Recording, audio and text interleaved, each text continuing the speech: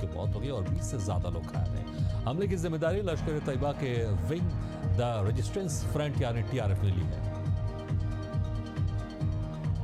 जम्मू कश्मीर के पहलगाम में हुए आतंकी हमले ने पूरे देश को झकझोर के रख दिया है। इसी के मद्देनजर पीएम नरेंद्र मोदी की अध्यक्षता में सीसीएस बैठक की गई, जिसमें कई अहम फैसले लिए गए।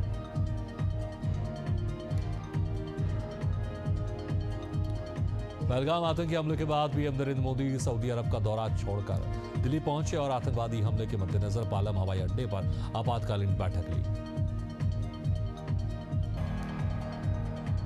पहलगाम में हुए आतंकी हमले में मारे गए लोगों के परिवार से केंद्रीय गृह मंत्री अमित शाह ने मुलाकात की और मारे गए लोगों को श्रद्धांजलि अर्पित की।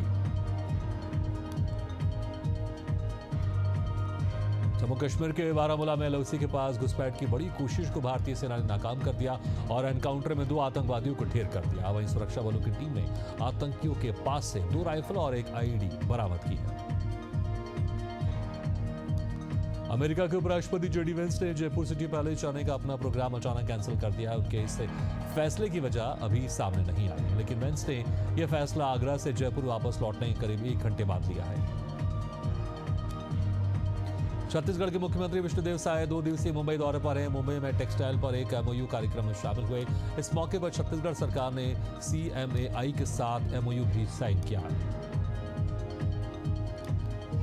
पहलगाम में मंगलवार को हुए आतंकी हमले में छत्तीसगढ़ के कारोबारी दिनेश मिरानिया की मौत हो गई। कारोबारी अपनी पत्नी और बच्चों के साथ घूमने के लिए गए थे और हमले में उन्हें गोली लग गई, जिसके बाद इलाज के दौरान उन्होंने दम तोड़ दिया।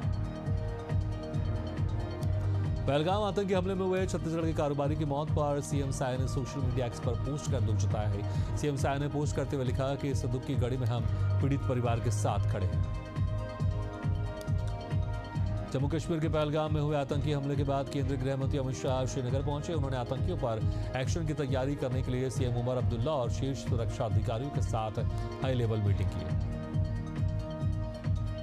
पहलगाम आतंकी हमले बीजेपी ने पोस्टर जारी किया। छत्तीसगढ़ बीजेपी ने एक्स पर पोस्ट कर लिखा, धर्म पूछा जाति नहीं, याद रखेंगे। जम्मू कश्मीर के पहलगाम में हुए आतंकी हमले में हरियाणा के रहने वाले नेवी लेफ्टिनेंट विनय नरवाल की भी मौत हो गई है। उनकी 8 दिन पहले ही शादी हुई थी और 2 दिन पहले विनय और हिमांशी हनीमून के लिए जम्मू कश्मीर गए थे और हमले में उनकी मौत हो गई।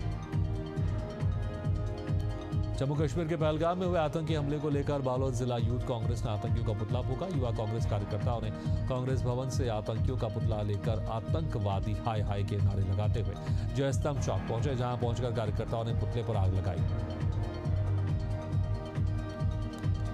वाराणसी के कोदई चौकी इलाके में पहलगाम आतंकी हमले का विरोध किया गया। पिछड़ा वर्ग काशी क्षेत्र के लोगों ने प्रदर्शन करते हुए आतंकवाद का पुतला दहन किया। वहीं हिंदू परिवारों पर हुए आतंकी हमले की घोर निंदा की गई। जम्मू कश्मीर में हुई घटना के विरोध में फर्रुखाबाद में अखिल भारतीय हिंदू महासभा ने पाकिस्तान का पुतला फूंका और पदाधिकारियों ने पाकिस्तान मुर्दाबाद के नारे लगाते हुए जोरदार प्रदर्शन किया। इसके साथ ही उन्होंने मामले में सख्त कार्रवाई की मांग की है।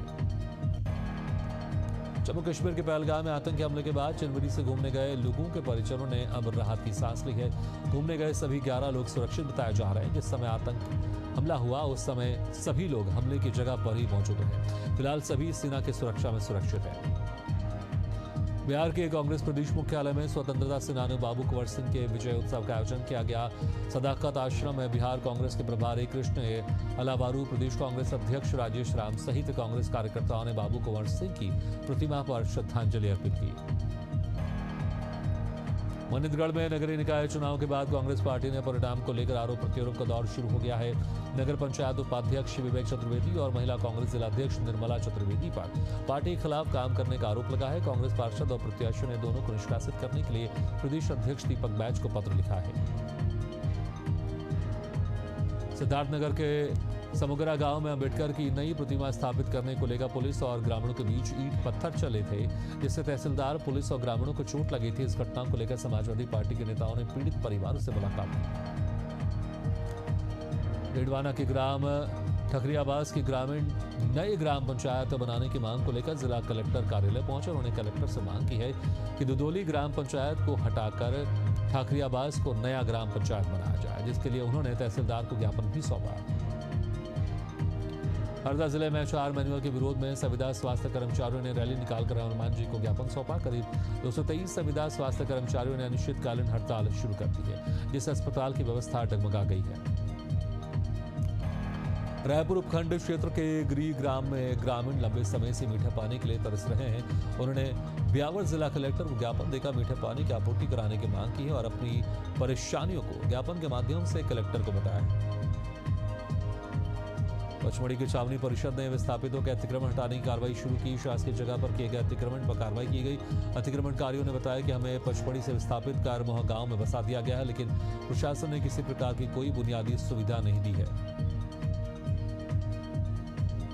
हनुमानगढ़ के पल्लू में CIR पोर्टल पर प्राप्त गुमशुदा और चोरी हुए मोबाइल की शिकायतों पर कार्रवाई की गई। पुलिस ने अलग अलग स्थानों पर कार्रवाई करते हुए 26 गुमशुदा मोबाइल फोन को बरामद किया, जिनकी कीमत करीब 5 लाख रुपए बताई जा रही है। बस्तर में बिना अनुमति जगह जगह लगे होर्डिंग्स दुर्घटना का कारण बन रहे हैं। लोगों को इससे भारी परेशानियों का सामना करना पड़ रहा है। इस मामले में लगातार मिल रही शिकायतों के बाद नगर निगम ने संज्ञान लिया और निगम कार्यालय में अधिकारियों की बैठक आयोजित कर होर्डिंग्स हटाने का निर्णय लिया। भोपाल में CBSE LDC एग्जाम में फर्जी परीक्षार्थियों का पर्दाफाश किया गया। दरअसल बायोमेट्रिक के मिलान में गड़बड़ी के कारण परीक्षा केंद्र पर तैनात स्टाफ को शक हुआ। इसके बाद कार्रवाई करते हुए आरोपियों को गिरफ्तार किया गया। जयपुर के सचिवालय में अंग्रेजी माध्यम स्कूलों की समीक्षा समिति की बैठक आयोजित की गई। बैठक की अध्यक्षता उप मुख्यमंत्री डॉक्टर प्रेमचंद बैरवा ने की। बैठक में प्रदेश भर में खोले गए 3737 अंग्रेजी माध्यम विद्यालयों की स्थिति की समीक्षा की गई। जोधपुर के साउंड संचालकों ने पुलिस पर अनुचित कार्रवाई का आरोप लगाते हुए एयरपोर्ट थाना अधिकारी को ज्ञापन सौंपा है। साउंड संचालकों का कहना है कि वो नियमों के हिसाब से वैध तरीके से सेवा देते हैं, लेकिन इसके बावजूद उन्हें कुछ समय से अनुचित रूप से पकड़कर मानसिक रूप से परेशान किया जा रहा है। धौलपुर में पुलिस ने करीब 3 दर्जन होटल में कार्रवाई की, जिससे होटल कैफे संचालकों में हड़कंप मच गया। वहीं पुलिस ने कार्रवाई करते हुए करीब 40 लोगों को हिरासत में लिया है। उत्तर प्रदेश के अमरोहा जनपद में आवारा पशुओं का आतंक थमने का नाम नहीं ले रहा। यहाँ एक सांड ने खेत में काम कर रही महिला को पटक पटक कर मार डाला, जिससे ग्रामीणों में भारी आक्रोश है। ग्रामीणों ने बताया कि कई बार अधिकारियों से इसकी शिकायत की गई है, लेकिन कोई कार्रवाई नहीं की गई। मध्य प्रदेश के छिंदवाड़ा के परासिया रोड स्थित ओशिथा इस्पात सेंटर पर देहात पुलिस की टीम ने कार्रवाई की। इस दौरान 2 युवक और 2 युवतियां आपत्तिजनक हालात में पकड़े गए। बता दें, पुलिस को लगातार शिकायत मिल रही थी कि इस्पा की आड़ में लगातार वहां अवैध गतिविधियां संचालित हो रही हैं। छत्तीसगढ़ की भिलाई नगर थाना पुलिस ने बड़ी कार्रवाई की है। पुलिस ने ओडिशा के 3 समेत 2 स्थानीय तस्करों को गिरफ्तार किया है। गिरफ्तार आरोपी ट्रेन के माध्यम से गांजा की तस्करी कर रहे थे और जिसे दुर्ग भिलाई में खपाया जाना था, लेकिन इससे पहले ही पुलिस ने कार्रवाई करते हुए आरोपियों के मंसूबों पर पानी फेर दिया। भिलाई के वैशाली नगर थाना पुलिस ने बड़ी कार्रवाई करते हुए एक महिला को पकड़ा है। जानकारी मिली है कि आरोपी महिला के खाते से साइबर फ्रॉड का 5 करोड़ रुपए जमा हुआ है। इसके अलावा फ्रॉड के पैसे कॉर्पोरेट अकाउंट में ट्रांसफर किए गए। इस मामले में कुल 85 करोड़ का रकम ट्रांजैक्शन हुआ है। मीनवाल में पुलिस ने ऑपरेशन अखरोट के तहत अवैध बजरी खनन के खिलाफ कार्रवाई करते हुए 2 युवकों को गिरफ्तार किया। इसके साथ ही बिना नंबर प्लेट के 2 ट्रैक्टर ट्रॉलियां भी जब्त की गई। महासमुंद में वन विभाग ने शिकारियों के खिलाफ बड़ी कार्रवाई की है। विभाग ने कार्रवाई करते हुए तेंदुआ और बाइसन का करंट लगाकर शिकार करने वाले 2 शिकारियों को गिरफ्तार किया है और आगे की कार्रवाई में जुट गई है। ग्वालियर पुलिस ने IPL क्रिकेट मैच पर सट्टा लगा रहे 3 लोगों को पकड़ने में सफलता हासिल की है। पुलिस ने तीनों आरोपियों के मोबाइल फोन जब्त कर लिए। वहीं इनके फोन से लाखों रुपए का हिसाब भी मिला है। राजस्थान के बरान में शराब कंपनी के ऑफिस में लूट मामले में पुलिस को सफलता मिली है। लूट मामले में पुलिस ने 2 आरोपी को गिरफ्तार किया, जिसके बाद पुलिस ने गिरफ्तार दोनों आरोपियों की शिनाख्त परेड कराई। इस दौरान बड़ी संख्या में पुलिस बल की तैनाती की गई थी। झारखंड के बोकारो के कई स्थानों पर ईडी की छापेमारी देर रात तक जारी रही। रात 10 बजे के बाद जरूरी दस्तावेज को लेकर ईडी वापस लौट गए। इस दौरान ईडी ने चास अंचल कार्यालय जमीन कारोबार से जुड़े लोगों से पूछताछ की। मामले के संबंध में कुछ लोगों में पूछताछ की गई है। ग्वालियर में एक व्यक्ति ने थाना प्रभारी के रसोइया के खिलाफ जनसुनवाई में शिकायत की। पीड़ित ने बताया कि किराए में रहने वाले रसोइया को पिछले कुछ समय से मकान खाली करने के लिए कहा गया है, लेकिन वो मकान खाली नहीं कर रहा है। वहीं थाना प्रभारी से शिकायत करने पर भी कोई कार्रवाई नहीं हुई। मध्य प्रदेश के टीकमगढ़ में महिला कांस्टेबल पर अभद्रता का आरोप लगा है। रूटीन चेकिंग के दौरान युवती और महिला कांस्टेबल के बीच कहासुनी हो गई। इसका वीडियो भी सोशल मीडिया पर वायरल हो रहा है। फिलहाल वायरल वीडियो की जांच की जा रही है। बांदा जनपद में एक संविदा कर्मी शिक्षिका ने एक गरीब व्यक्ति की जमीन का इकरारनामा के बहाने रजिस्ट्री करा ली। पीड़ित का कहना है कि उसने खेत को गहन करके कुछ रुपए लिए थे, जिसका इकरारनामा कराने जब वो कचहरी गया तो उसका खेत की रजिस्ट्री करा ली गई थी। बुरहानपुर जिले के नेदरलाइट प्राथमिक शाला में पदस्थ रहे सहायक शिक्षक से उनके बचपन के दोस्त ने करीब 26,28,000 रुपए की ठगी की। पीड़ितों ने मामले की शिकायत थाने में दर्ज कराई है। फिलहाल पुलिस 3 लोगों के खिलाफ मामला दर्ज कर जांच में जुट गई है। उज्जैन में हाईटेक चोरों का आतंक लगातार बढ़ता जा रहा है। चमनगंज थाना क्षेत्र में चोर ने ई रिक्शा से बैटरी चुराकर फरार हो गए। पीड़िता ने मामले की शिकायत दर्ज कराई है। फिलहाल पुलिस सीसीटीवी फुटेज के आधार पर मामले की जांच कर रही है। भागलपुर साइबर थाना ने साइबर ठगी के एक बड़े गिरोह का पर्दाफाश किया। ऑनलाइन लोन देने के नाम पर लाखों रुपए की ठगी करने वाले 4 आरोपियों को पुलिस ने महज 6 घंटे के भीतर गिरफ्तार करने में सफलता हासिल की है। बलरामपुर जिले के राजपुर में पुलिस ने प्रेम जाल में फंसाकर युवती से पैसे लेने वाले युवक को गिरफ्तार कर लिया। दरअसल युवक पैसे लेकर ऑनलाइन गेम खेलता था। युवती की शिकायत पर पुलिस टीम ने आरोपी को कोरिया जिले से गिरफ्तार कर लिया। अमरोहा जनपद से एक हैरान कर देने वाला मामला सामने आया, जहां एक महिला अपने पति को धमकी देकर मामा के साथ करीब 2.5 लाख के जेवर और 25,000 नकदी लेकर फरार हो गई। फिलहाल पुलिस मामले की जांच में जुट गई है। जोधपुर में बेखौफ बदमाश ने एक घर में घुसकर युवक पर तलवार से जानलेवा हमला कर दिया, जिससे युवक गंभीर रूप से घायल हो गया। युवक को इलाज के लिए अस्पताल में भर्ती कराया गया। फिलहाल पुलिस मामले की जांच में जुट गई है। मध्य प्रदेश के डबरा से मानवता को शर्मसार कर देने वाला मामला सामने आया, जहां मकान मालिक के बेटे और उसके दोस्त ने 3 साल की मासूम से दुष्कर्म किया। पीड़ित बच्ची की मां की शिकायत पर पुलिस ने 6 घंटे बाद केस दर्ज किया और मामले की जांच में जुट गई। उज्जैन में एक बुजुर्ग ने आत्महत्या के इरादे से नदी में छलांग लगा दी, लेकिन घाट में तैनात एसडीआरएफ और तैराक दल ने तत्परता दिखाते हुए बुजुर्ग को नदी से बाहर निकाल दिया। वहीं तैराक दल के कार्यकर्ता ने सीपीआर से बुजुर्ग की जान बचा ली। सिंगरौली जिले के माडा थाना क्षेत्र में 2 बाइक सवार युवकों की आमने सामने की जोरदार भिड़ंत हो गई। दोनों युवक गंभीर रूप से घायल हो गए। सूचना मिलने पर पुलिस मौके पर पहुंची और घायलों के इलाज के लिए अस्पताल में भर्ती कराया। देवरी से सागर जा रही एक तेज रफ्तार बस अनियंत्रित होकर पलट गई। इस हादसे में 30 यात्री घायल हो गए, जिनका इलाज किया जा रहा है। प्रत्यक्षदर्शियों के मुताबिक बस के आगे अचानक एक गाय आ गई थी, जिसके चालक को इमरजेंसी ब्रेक लगाना पड़ा और बस अनियंत्रित होकर पलट गई। नरियावली रोड पर ग्राम जरे के पास तेज रफ्तार ट्रक और वैन की आपस में जोरदार टक्कर हो गई। इसी समय स्कूटी सवार ट्रक और वैन की चपेट में आ गया। इस हादसे में स्कूटी सवार सहित 3 लोगों की मौत हो गई। सूचना मिलने पर पुलिस मौके पर पहुंची और शव का पंचनामा कराकर आगे कार्रवाई में जुट गई। जांजगीर चांपा के शिवरी नारायण थाना क्षेत्र में 2 अलग अलग घटना में 2 लोगों की मौत हो गई। सलखन गांव में बुजुर्ग के तालाब में डूबने से मौत हो गई। वहीं तुस्मा गांव में करंट लगने से एक युवक की जान चली गई। दोनों मामले में पुलिस मर्ग कायम कर जांच कर रही है। बीड़ी के लुक ने बुजुर्ग की जान ले ली है। दरअसल बुजुर्ग बीड़ी पीकर खाट में सोया और लुक ने खाट समेत बुजुर्ग को लपेटे में ले लिया, जिससे उनकी दर्दनाक मौत हो गई।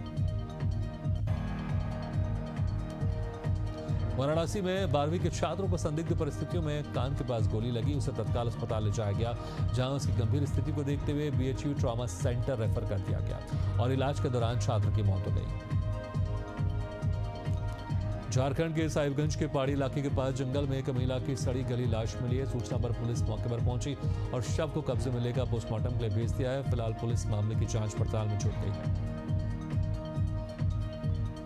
जमशेदपुर में विनय सिंह हत्याकांड के बाद करनी सेना के राष्ट्रीय अध्यक्ष राज सिंह शेखावत जमशेदपुर पहुंचे और बरनी घाट में अंतिम संस्कार में शामिल हुए। इसके बाद पैदल ही एसएसपी कार्यालय पहुंचे, जहां क्षत्रिय समाज के लोगों से उनसे मुलाकात करते हुए अपनी मांग रखी। जमशेदपुर मानगो के पुलीडीही पुलिस ने ननकू लाल हत्याकांड में बड़ा खुलासा किया है। पुलिस ने मामले में 2 अपराधियों को गिरफ्तार किया और उनके पास से एक पिस्तौल, 2 जिंदा कारतूस, मोबाइल सहित एक बाइक बरामद की है।